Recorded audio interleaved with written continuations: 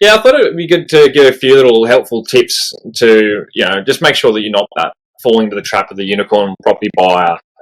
So I'll just rattle a few things off. And I mean, if I go too fast, that's the beautiful thing about these podcasts is that you can rewind it, re-listen to it, take the notes. But the first thing you want to do is, get really laser focused into suburbs that you're wanting to buy in.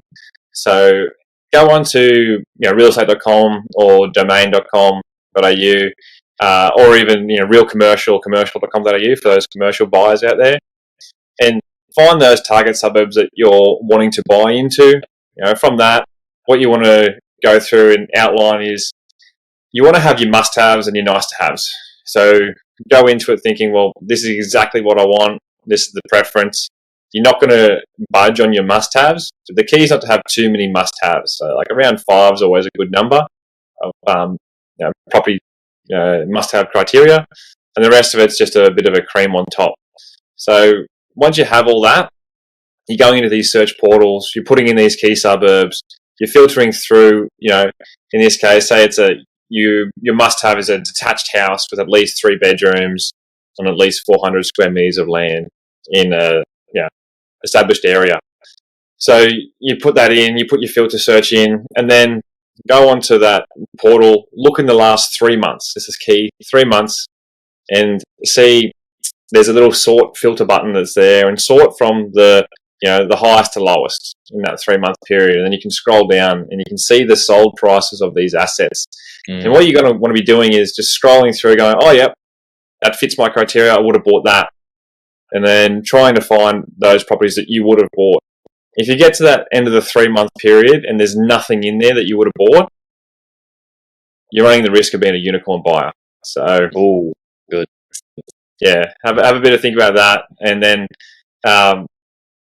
if that's the case, then have that hard conversation with yourself. What do you need to, reduce? Is it you need to move out of that high expensive suburb because you can no longer afford it? And the reason why you're having these hard conversations now is because if you couldn't afford the neighbouring suburb that's not as expensive as the one that you want to be in, you're running the risk of in 3 months' time you won't even be able to afford that other less expensive secondary suburb, and you're going into the even further out in that sense. So it's just keeping that in the back of your mind and running through that. That's a really key way to just make sure what you actually want is still available. Yeah. So, yeah. Love it. Understanding the market. That's a really good process, guys. I would even say if you even just listen to it now and you got it, go back and listen to it again. There may be like little hidden value gems in there of how to look at the current market conditions and see if your buying criteria matches that.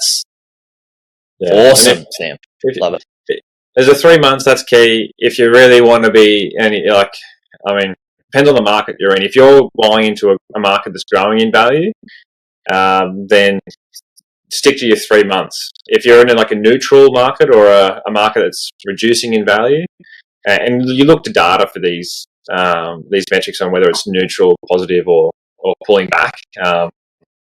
And if you're it's neutral or pulling back, then you can push it out to 6 months by all means. At least you're sort of making sure that it fits that criteria. But what I would say on that data front is just be sure that we talked about this in a previous episode as well, but knowing what that data is doing and adding that to those sale prices I spoke about earlier. So if it was 3 months ago, that sale, and you would have bought it and your budget's $1 million, if that area's grown 3% in those 3 months, that's now $1.030 million. It's no longer within your budget. So have those hard conversations, add that to your search criteria. Having these hard conversations up front before you enter into going and inspecting these properties and, talking to agents or even engaging with a buyer's agent, that's probably the key points I want people to take away from this, because otherwise, you're going to be that unicorn that's wasting your time, and, time is the most valuable resource to us all, and we shouldn't be wasting it. That's my little motivational pitch at the end there, mate. Can't beat that. All I can say is please share Sam some love for that, because this is a lot went into this, and hit the review button. We don't really ask you guys to review the pod wherever you're listening, leave a comment, hit the review button, let us know what you like about it, and then also email us what you don't like about it so we can make it better. Email us your questions, let us know. We're here to answer your questions and help you guys on your journey. So speak to you guys on the next one. Thanks, Sam. Yeah. Bye for now.